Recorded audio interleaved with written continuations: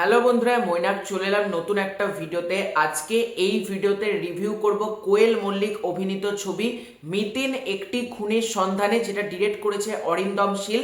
ক্রিসমাসের আর একটা বাংলা ছবি। এই ছবিটার ভালো দিক খারাপ দিক নিয়ে আজকের এই ভিডিওতে আলোচনা করব। সবার ফার্স্টে তোমাদেরকে অনুরোধ করব, চ্যানেলে প্রথমবার হয়ে থাকলে চ্যানেলটাকে অবশ্যই সাবস্ক্রাইব করে দিও। তোমাদের যদি ভিডিওটা ভালো লাগে ভিডিওতে একটা লাইক করো, কমেন্ট করো। দেখো, মিতিন একটি খুনির সন্ধানে এই যে সিনেমাটা, এই সিনেমাটা আমাকে যদি এক লাইনে বলতে বলো কেমন লেগেছে আমি আমার ওপিনিয়ন শেয়ারই করছি। সেটা হচ্ছে আমার ছবিটা ডিসেন্ট লেগেছে। ছবিটা খুব ভালোও লাগেনি, আবার ছবিটা যে রোস্ট করতে হবে এরকম আমার কিছু মনে হয়নি।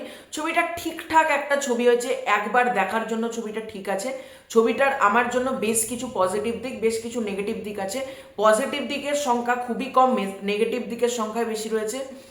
ছবির যেটা গল্পটাতে হচ্ছে সাহেবের চরিত্র, তার মার্ডার হয়ে যাচ্ছে। এবার তার মার্ডার কে করছে না করছে এই নিয়েই পুরো ঘটনাটা। এর থেকে যাবতীয় জানতে গেলে তোমাদেরকে সিনেমা হলে গিয়ে এই ছবিটা দেখে নিতে হবে। আমি গল্পটা একদম সংক্ষেপেই তোমাদেরকে ওয়ান লাইনার হিসেবেই বললাম, কারণ গল্পের মধ্যে এক্স্যাক্টলি বিরাট তামঝাম কিছু রয়েছে এরকম কিন্তু না। তাই আমি চাই না আমার তরফ থেকে কোনো স্পয়লার আসুক।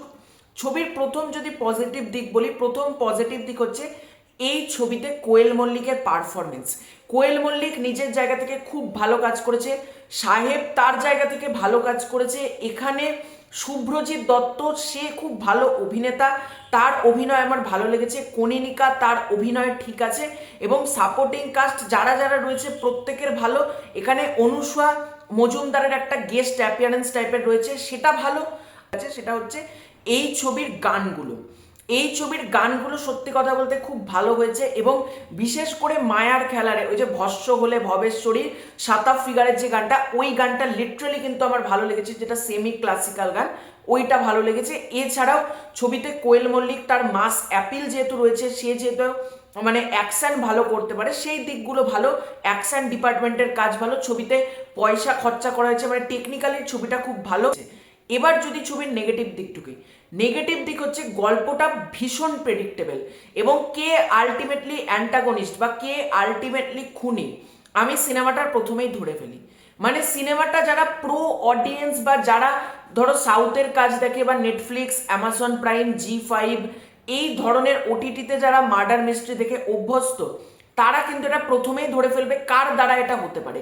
এটা আমরা প্রথমেই বুঝে যাই, মানে এটা হলো গল্পের সব থেকে বড় নেগেটিভ দিক। আজকে যারা ফ্যামিলি অডিয়েন্স আছে দেখো, তারা বাংলা ছবি দেখে, হয়তো হইচইয়ের কাজ তারা দেখে, তারা হয়তো অন্যান্য বাংলা কন্টেন্ট যারা দেখে, তাদের মাথায় হয়তো এইটা ঢুকবে না। কিন্তু যারা বাংলা ব্যতীত হলিউড, বলিউড, সাউথের কাজও দেখে, তারা কিন্তু মানে ধরে ফেলবে প্রথমে। যেমন আমি প্রচুর কাজ দেখি, এই জন্য আমি প্রথমেই ধরে ফেলেছিলাম এটার টুইস্ট কি। মানে এটা আমার জন্য ভীষণ প্রেডিক্টেবল একটা স্টোরি। এবং দ্বিতীয় যেটা নেগেটিভ দিক, সেটা হচ্ছে একই ভুল বারবার। মানে কোয়েল মল্লিকের দ্বারা জঙ্গলে মিতিন মাসি, সেই ছবিটা আমার খুব ভালো লাগেনি। আবার এই ছবিটাও আমার আশা ছিল, যখন সুরিন্দার ফিল্মস বানাচ্ছে ছবিটা তো ভালো কিছু হবে, কিন্তু ছবিতে একই জিনিস, একই টেমপ্লেটে গল্প বলার যে ধরন, এবং ডিরেক্টর অরিন্দম শীল, জঙ্গলে মিতিন মাসি দেখো তার থেকে সামান্য বেটার হয়েছে এই ছবিটা, কিন্তু একই টেমপ্লেটে গল্প বলার জন্য এই ছবিটা আমার অন্ততপক্ষে খুব ভালো লাগেনি।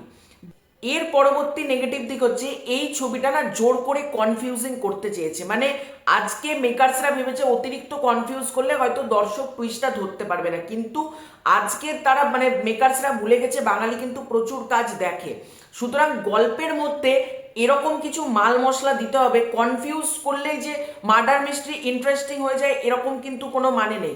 কনফিউজিং করলেই মার্ডার মিস্ট্রি হাই লেভেলে হয়ে যায় এরকমও কোনো মানে নেই। গল্পের মধ্যে কিছু মাল মশলা, গল্পের মধ্যে কিছু অ্যাপ্রোচ এমন রাখা উচিত যেটা দর্শকদের দেখতে ইন্টারেস্ট বিল্ড আপ করতে পারে। এই ছবিটা কিন্তু কোনো অংশে আমাকে অন্ততপক্ষে ইন্টারেস্ট বিল্ড আপ করতে পারেনি। মানে আমি যেহেতু গল্পটা প্রেডিক্টেবল হয়ে যাচ্ছে, সুতরাং গল্পটা আমার জন্য কোনো ইন্টারেস্ট বিল্ড আপ করতে কিন্তু সক্ষম হয়নি আমার জন্য বলছি। এবং ছবির মধ্যে বিজিএম এর কাজ খুব মানে বাজে, এটুকু আমি বলতেই হচ্ছে, কারণ বিজিএম আরো বেটার হতে পারতো। গানগুলো ছবির ভালো, কিন্তু ওই ব্যাকগ্রাউন্ড মিউজিকে ছবিটা কিন্তু কোথাও গিয়ে সেই পোর কোয়ালিটিটা মানে বারবার মনে করাচ্ছে। অনেক কিছু ছবিটার খামতি রয়েছে। তার পরবর্তী খামতি হচ্ছে আলটিমেট শোডাউন, যেটাকে আমরা বলি ক্লাইম্যাক্স। ক্লাইম্যাক্সে যে টুইস্ট রিভিল করা হচ্ছে ওই টুইস্টটা শুধু মুখে বললে বা কাউকে আমন্ত্রণ জানিয়ে টুইস্ট বললে হবে না।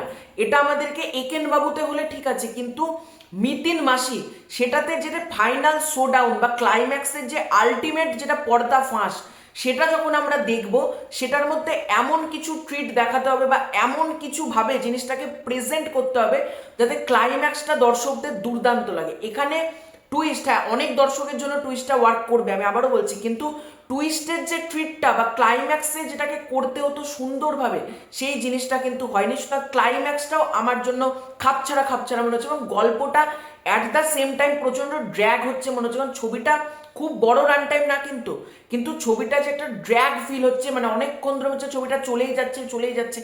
হ্যাঁ, লহ গৌরাঙ্গর নামরে থেকে আমি বলবো এই ছবিটা বেটার হয়েছে, কিন্তু এই ছবিটা কিন্তু খুব আহামরি কোনো ছবিও হয়ে ওঠেনি। ছবিটা অনেক আমার আশা ছিল, কিন্তু ছবিটা কিন্তু আমাকে ডিসঅ্যাপয়েন্টই করেছে আমি বলবো। মানে ক্রিসমাসের 3টে ছবি দেখলাম, প্রজাপতি 2, লহ গৌরাঙ্গর নামরে এবং মিতিন মাসি। প্রজাপতি 2 মানে সব কিছুর ঊর্ধ্বে, প্রজাপতি 2 দারুণ হয়েছে। এই দুটো ছবি তার ধারে কাছেও যায়নি।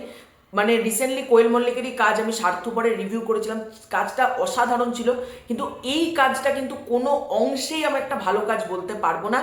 ডিসেন্ট কাজ হয়েছে, ওয়ান টাইম ওয়াচ, আমি রোস্টও করছি না কাজটার বিকজ অফ কোয়েল মল্লিক।